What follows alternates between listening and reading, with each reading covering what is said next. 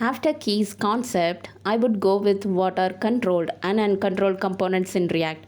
This is a good fresher or interview topic because it connects naturally to forms, input fields, state, and use state, which I have already taught in my previous video. Okay, let's move to another important React interview question. Imagine you are creating a login form in React. You have a username input, a password input, and maybe a submit button. Now, here's a question.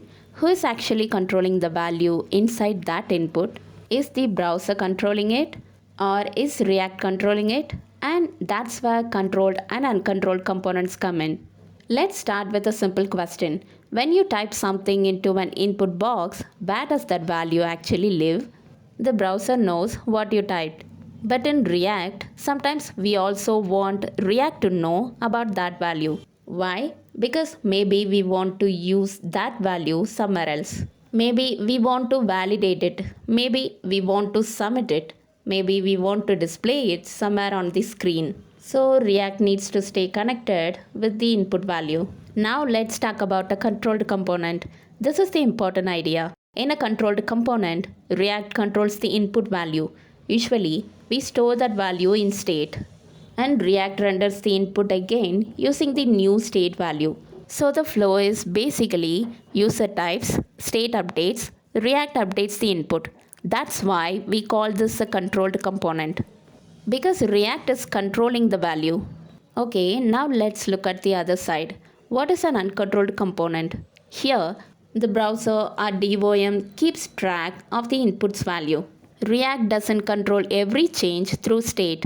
Instead, we need the value. We can access the DOM using a ref.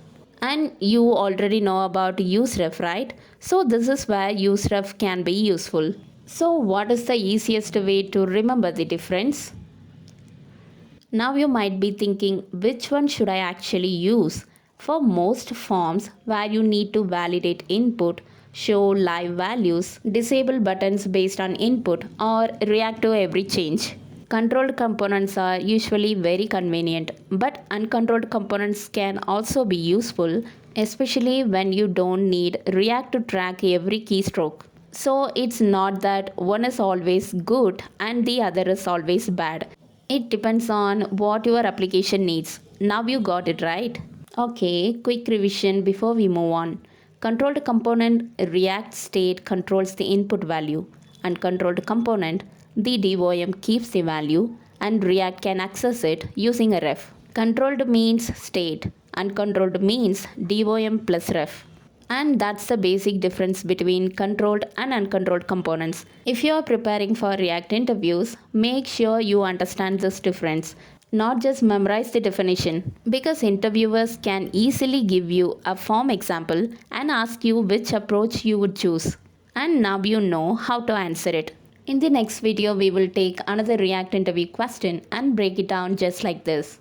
If this explanation helped you understand the concept, let me know in the comments. I will see you in the next video. Happy coding!